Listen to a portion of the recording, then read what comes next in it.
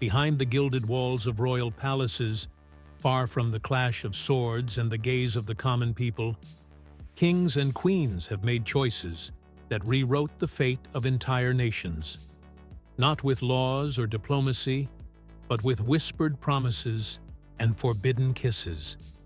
But what happens when a king's desire collides with the iron wall of faith? When the most powerful man of his time dares to defy not just earthly rulers, but the will of God himself? Welcome to the 16th century, an age of discovery, rising empires, and fragile alliances. Amid turbulent seas and unstable thrones, one sovereign is about to risk it all: his honor, his marriage, his soul, and maybe the very balance of Europe. This isn't just a story of love or pride. It's the account of a rupture that shattered centuries of tradition, a passion that gave birth to a new church, a heart that beat louder than the Pope's own decree. Like, share, and subscribe. Because to this day, no one truly knows. Was it love, ambition, or pure strategy? The throne and the altar, the making of English faith. To be crowned King of England is more than wearing a crown. It means becoming the spiritual head of a church born from conflict and defiance. The Church of England, followed today by millions across the globe, began in the 16th century with a painful split from Rome. But its roots reach much deeper, into an age of empire and spiritual uncertainty. Back in the 3rd century, when Britain was still a Roman province, Christianity arrived on the island like a fragile seed, sown among the Celtic tribes. That Celtic faith took root in places like Wales and Cornwall, blending Christian devotion with the ancient traditions of the Druids. But with the fall of Rome came the Anglo-Saxons, pagan warriors who seized the land by sword and fire. To push back this tide, Pope Gregory I sent a monk named Augustine in the year 597. He established England's first great Christian cathedral in Canterbury, becoming its archbishop. Thus began the construction of a church built not only from stone, but from centuries of tension between Roman authority and native Celtic tradition. It took a synod, the Synod of Whitby, in 664, to settle the matter. The King of Northumbria chose England would follow Rome, and with it, the full weight of its power. In the centuries that followed, Catholicism reigned over Britain. Cathedrals rose like fortresses of the soul. Monasteries became centers of knowledge and mercy. And Lindisfarne, a holy island, would become the stage for one of the earliest clashes between Christianity and Viking raiders. And so it remained, until 1527. On the throne sat Henry VIII of the Tudor Dynasty, married to Catherine of Aragon, daughter of Spain's Catholic monarchs, the same royal couple who had funded Columbus's voyages across the Atlantic. It was a marriage of diplomacy and power, but also of deep frustration. And as we'll see next, it marked the beginning of a storm that would shake the very foundations of faith in England. The Queen, the heir, and the curse of the crown. Catherine of Aragon wasn't just a queen, she was the daughter of Isabella of Castile and Ferdinand of Aragon, the monarchs who united Spain and financed Columbus's voyages. Marrying her meant forging an alliance with the most powerful empire of the day. Before Henry VIII, Catherine had been wed to his older brother, Prince Arthur. They married young, but Arthur died just months later, at 15. To preserve the alliance, Catherine married the new heir, Henry. Over nearly 2 decades of marriage, Catherine endured 6 pregnancies. Only one child survived, a daughter, Mary. But Henry, like any king of his time, wanted a male heir to secure his dynasty. That's when the storm began. He fathered 2 illegitimate sons, one with Elizabeth Blount, the other with Mary Boleyn, sister of Anne, the woman who would soon become the center of his obsession. Since his mistresses bore sons and Catherine didn't, Henry blamed her. But Catherine was more than a royal wife.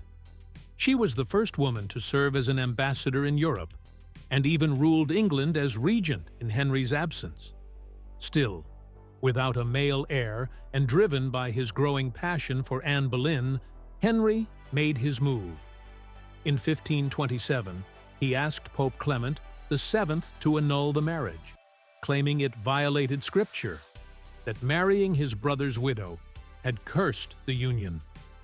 Theologian Thomas Cranmer supported this view before the Vatican. The Pope refused. The marriage had produced a daughter, and more importantly, Catherine's nephew was Charles V, Emperor of the Holy Roman Empire and King of Spain, arguably the most powerful man in Europe. Henry had gone public with his request, placing Catherine under the eye of all Christendom. Granting the annulment could trigger a diplomatic disaster. But the refusal didn't end the matter. It lit the first spark of a rupture that would reshape the future of England forever. The Crown versus Rome, the birth of a new church. When the Pope denied Henry VIII's request for an annulment, the king didn't back down. He struck. Cold and calculated, he launched a move that would forever change the balance between crown and altar. In 1532, he summoned the English clergy and demanded obedience. For the first time, the Catholic Church in England was barred from making laws without the king's approval. That same year, Henry appointed a loyal ally, Thomas Cranmer, as Archbishop of Canterbury.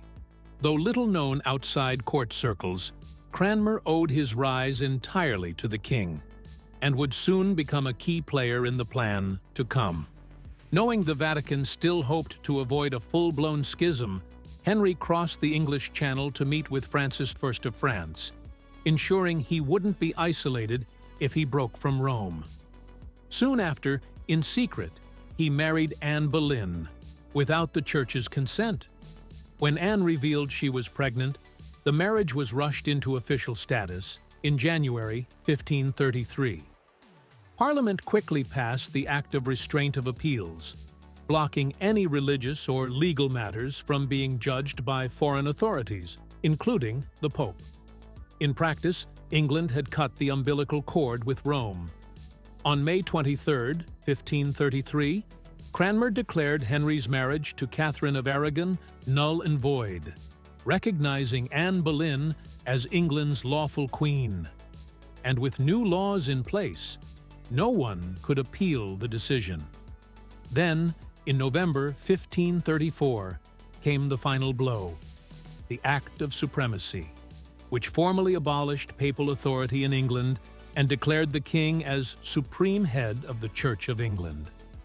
What many books and films portray as a love story was, in truth, a precise and ruthless expansion of royal power.